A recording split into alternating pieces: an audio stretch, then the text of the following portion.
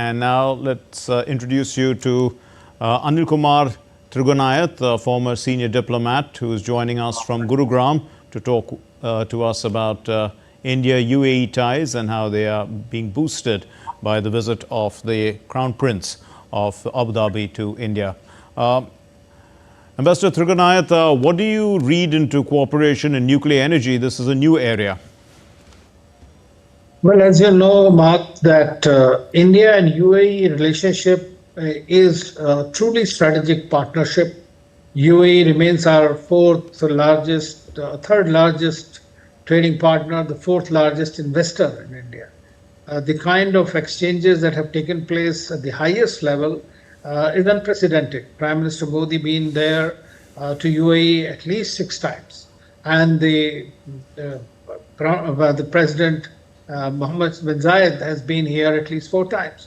So now the visit of the Crown Prince also is a continuation of the same process to take the relationship forward.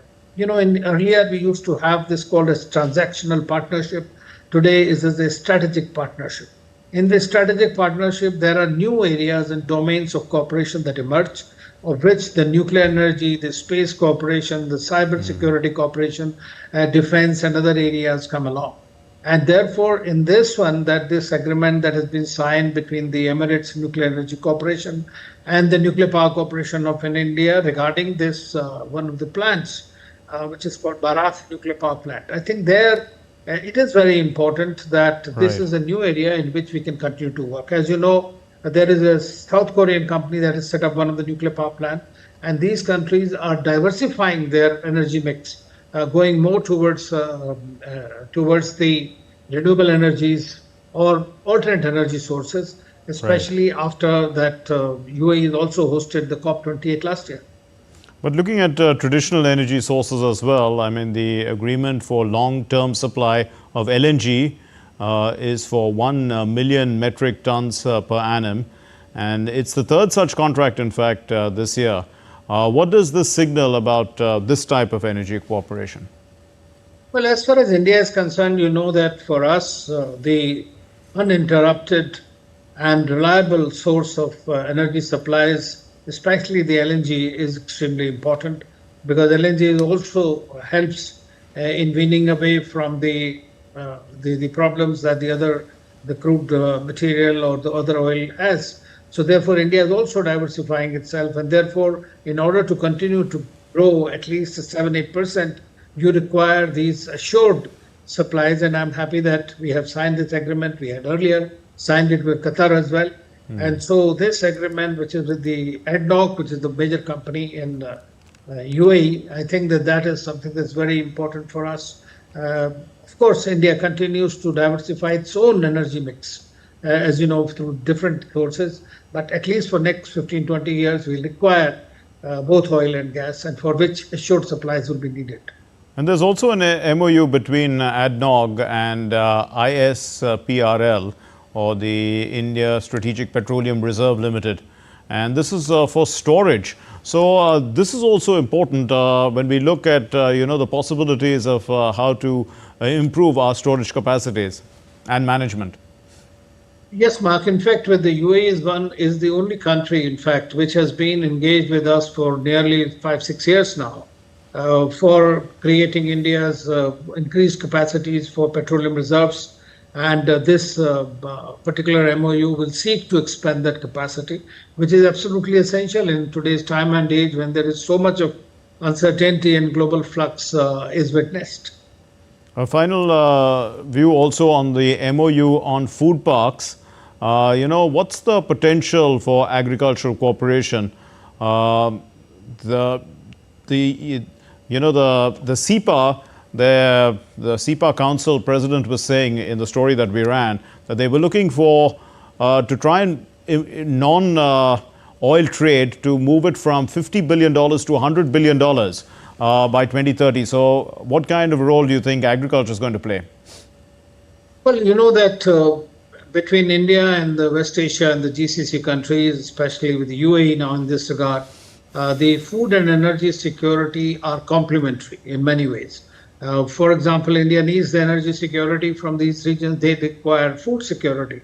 But our food security is also dependent on the fertilizers that come from the Middle East to India. And therefore, it is very important. And as you know, under the I2U2, which was a grouping which was called as West Asian Quad at one time, under that, UAE had also allocated $2 billion for creating food parks.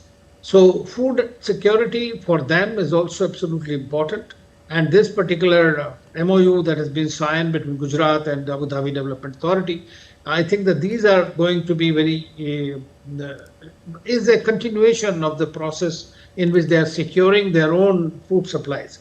Besides, we are also working with these countries in third countries, let's say in Africa, with the technology and the expertise that India has in the agricultural domain, and these countries have the financial heft. And so therefore we can combine these synergies for mutual benefit.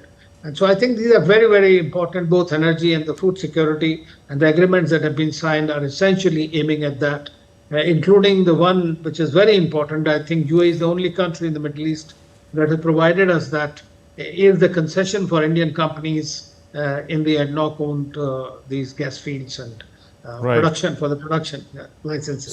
So we have a comprehensive economic partnership agreement. It's been 2 years running since this agreement came into force, and there's also a bilateral investment treaty. It looks like trade is crucial for this relationship, and it's really growing, and they are very invested in it. You can see that the Crown Prince is going to go to Mumbai tomorrow, and in fact they have been looking at almost every part of India to try and improve business ties. Well, in fact, you will be, I'm sure many of your viewers would know that India has over 8,000 companies that are working in the UAE. Right. There are more than 3.3 million Indians who are there. 1/3 of the total Indians are living in the UAE, and UAE welcomes them and also appreciates their contribution. And a large number of them are also white-collar, professionals in the country, and entrepreneurs and others. So India has invested much more than the UAE is invested in India. In fact, that's as per the available statistics. But of course, they are looking to increase more investments in their country, which could be mutually beneficial. And that's the reason that we see that economy is always a crux of any relationship. And when there is a mutual benefit for both sides, then that relationship sustains much better. Okay, we'll leave it there. Thank you very much, Ambassador Anil Kumar Trigunayat. Thank you for enlightening us on India-UAE ties.